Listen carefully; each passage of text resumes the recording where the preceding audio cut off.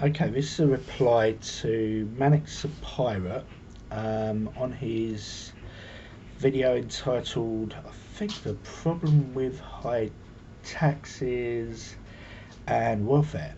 And the premise of the video was that we have a progressive tax system.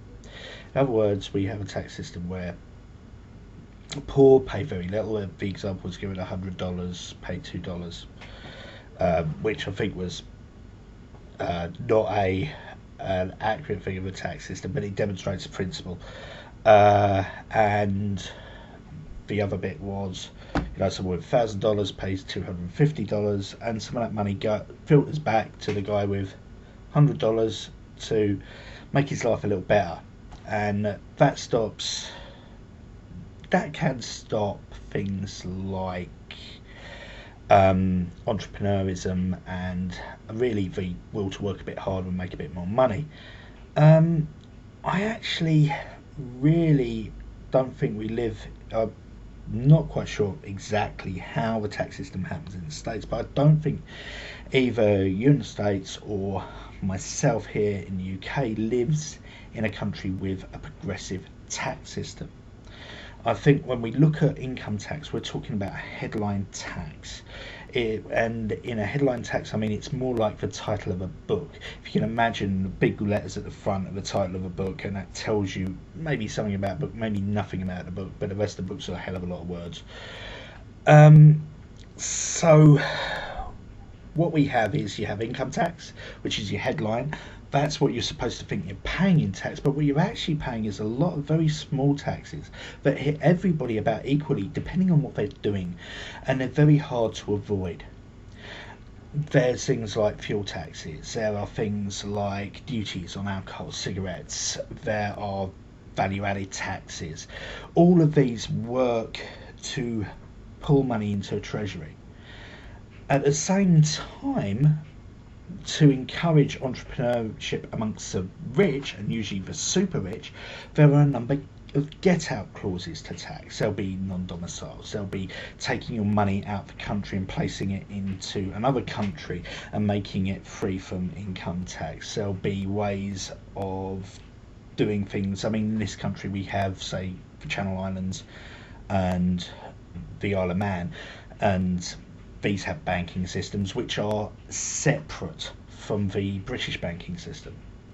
Well, not separate as in they are not the same banks, but they're considered separate tax-wise. And you can go and say you live in these parts of the country, which they are Crown dependencies. They are part of the UK. We always, you always say that Jersey and Guernsey were the two parts of the country which were occupied by Germans and stuff like that. And what you can do is you can take your money, you can take it there, and it can be tax exempt for you. You can avoid inheritance taxes by setting up trust funds for your children.